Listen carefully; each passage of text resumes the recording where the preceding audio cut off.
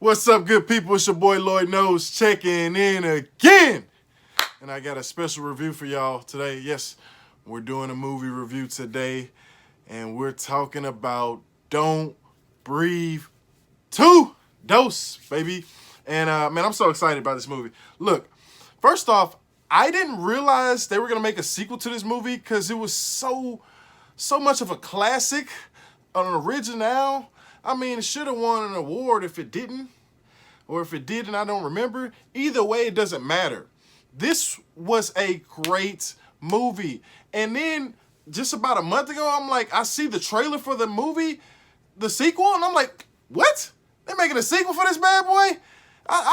Look, the original was good alone. Like, if they wanted to end it that way, I was good with it. I didn't necessarily need a sequel. You know what I'm saying? I was content with how it ended. I was like, that movie was so original, and I think it's really a cult classic. I mean, it cost like $8 million to make, and it made over $100 million, so the profiting that they did was crazy. But not to talk about the numbers right now. The movie itself was a great movie. Just so original. It made you think good, bad, good, bad, good, bad. And I'll get to that later, but it's like, it was a great movie, man. Who's the good guy? Who's the bad guy? And that's what it comes down to. And so, as far as it being a horror movie, I don't know if it's a horror movie. It's definitely a thriller. But if you want to categorize it as a horror movie, categorize it as a horror movie. Bottom line, when I saw that they were making the sequel, I was like, I got to tune in, and the people got to hear about this. Because if you don't know, now Lloyd knows. See, Don't Breathe 2, starring your boy Stephen Lang, who was the star in the first one, doesn't really, start where Don't Breathe ends, so to speak. So, first off, it was written by the same writer who wrote the first one, right? So, we're in good hands on that note, okay? So, the writer who wrote the first one actually directed it as well, but we got a different director on this one, right?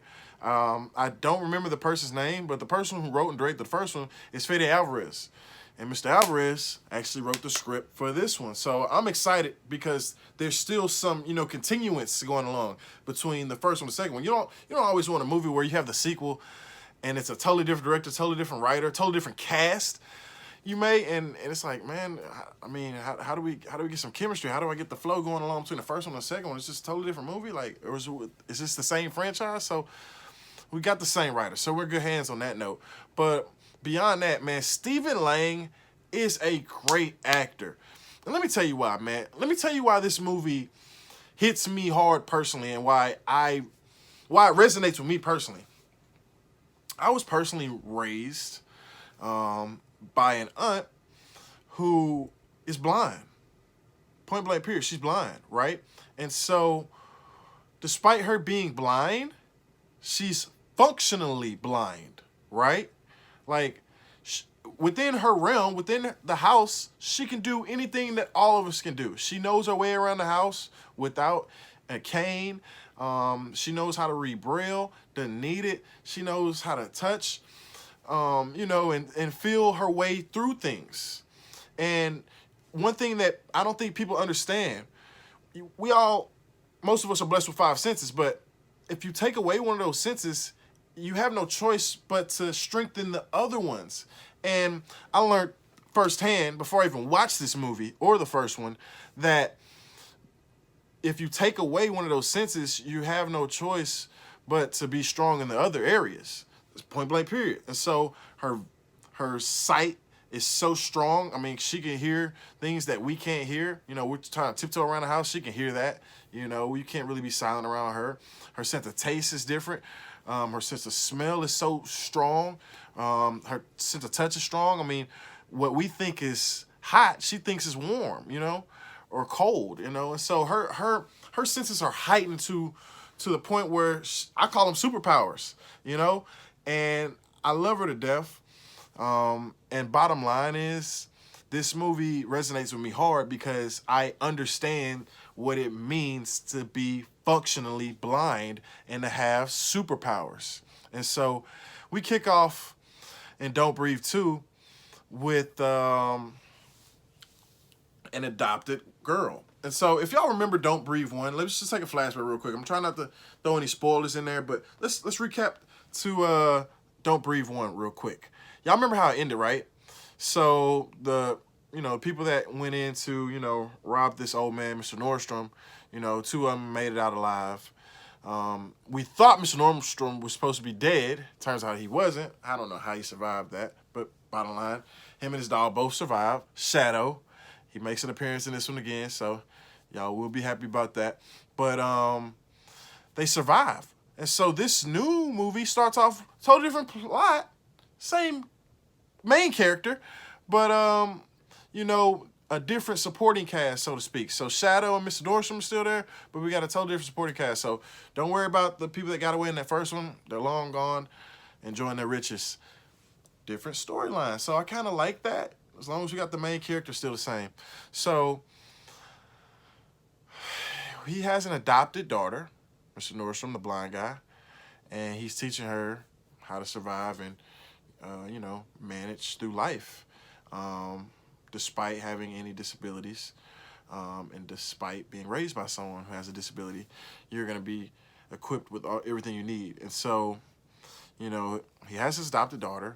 If y'all remember, he tried to have a daughter in the first one. That didn't work out. So he finally has a daughter, right? And he's teaching her, how to survive through life. Meanwhile, there's these crazy people going around town trying to, take organs from people so they can, use them on the black market. And, long story short, the two parties kind of run into each other, and that's where the plot takes place. Again, I don't want to spoil it for you, but I just want to go through some points in the movie that I think that are definitely important.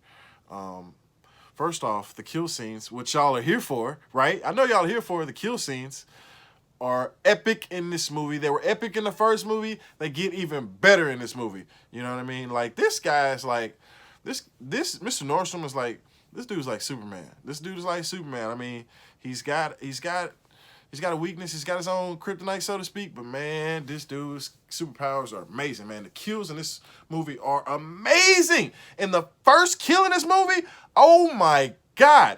Tip for y'all, listen. If you ever get in your car, check your back seat. That's all I'm going to say. When y'all watch this movie, y'all will thank me. Check your back seat when you get in the car. I'm telling you, the kill scene in this movie was epic. Epic. Oh my God, it was so brutal. Oh my God, I cringed. I was like, man, why they had to do it like that? Man, that was crazy. That was crazy, the kill scene in this movie. And there's plenty of that, man. But definitely check your back seats when you're hopping in and out of vehicles. That's all I'm going to say about that, man. One thing I loved about this movie, and y'all love about this movie, because y'all know y'all like me when it comes to this, this movie is for animal lovers, all right? I know it's rated R, but check this out. If you love animals, specifically dogs, man's best friend, loyal sons of, So, look, if you're an animal lover or animal activist, go see this movie just for that alone, because I'm telling you, the dogs in this movie, I know they got a rock, which is Shadow, a Rottweiler, and then I think the other one's like some form of terrier. It might be a pit bull terrier or just, I don't know, but some form of terrier. I can say that. Bottom line is, these dogs are loyal. They can be great security and guard dogs, and great family companions, man. And they definitely show out in this movie, man. They're a great supporting cast, great actors in this movie. And shout out to the animals in this movie, man. No animals were harmed in this movie, by the way. But one thing I know for sure, those bad boys are loyal. Those bad boys are loyal to a fault. And y'all will definitely see this displayed in this movie. Best line in the movie, though, which is a coincidence, so to speak, juxtaposed to the title, is breathe. Best line in the movie is breathe. Y'all will see that line, somewhere in the movie midway, after, a lot of action going on. But, Mr. Nordstrom mentions the word breathe. And I thought at that time it was just so appropriate, being the situation that they're in, and of course the movie itself being Don't Breathe. So just remember that line, and you're welcome. So I think all in all, one thing that you have to understand about this movie is you're kind of trying to figure out who's the good guy and who's the bad guy. Check this out. This guy's a war veteran, right? You know, defended his country, fought for his country, came back. He's a vet, man, just trying to live life, you know, while he can. Good guy. Stay with me now. And then, no fault of his own, his daughter ends up getting, you know, murdered or dying in the first movie. We're going back to the first movie, right? And so what does he do? He has to have another daughter. So he kidnaps someone, rapes her, impregnates her. Bad guy. Somebody breaks in his house. He defends his house. Good guy. Right? And then, you know, then it turns into the bad guy again. Because then the criminals become the good guys. And so forth and so forth. So just think about that. It continues in this movie. In the back of your head, you're like, who am I rooting for? Am I rooting for Mr. Nordstrom, the blind man? The veteran? The guy that fought for his country? Right? Or am I rooting for the killers, the robbers, the bad people? Are there any good people? I don't know, man. But what Lloyd does know is this a great fucking movie. Period. Point blank, period. And I will tell you this, because I don't often do that. I really don't often do that. This sequel might be better than the first one. I said it. Damn it, it is. This sequel is better than the first one. So if you love Don't Breathe 2 is for you. And that's all I got to say, man, about that. As far as the grading scale, I won't let y'all go without a grade, of course. As far as the grading scale goes, on the Lloyd Knows alphabetical scale, it's an A+. It's an A+. This is better than the first one. That's so hard to do, especially in a modern day era of movies. How do you make a sequel better than the first one? Because the first one got you there. The first one was so original that you can't duplicate that, let alone surpass that. It did. It did for me, because I just realized throughout the movie that you're not disabled. You know? You're handy-capable. I tell people that all the time. You're handy-capable. And this guy was clearly handy-capable to get the job done. With all his skills and training, he was clearly capable of getting the job done. And we need to not take these handy-capable people lightly. And we need to, you know, not take them as weak. And we definitely need to, you know, take care of each other, man, at the end of the day, man. Don't try to pick on each other, you know. Point blank, period, you know. And be nice to each other. And at the end of the day, breathe. And that's it, man. I ain't gonna take up too much of y'all time, but I definitely want y'all to go see Don't Breathe 2. You definitely have my blessing. And if you don't know, now Lloyd knows. Peace.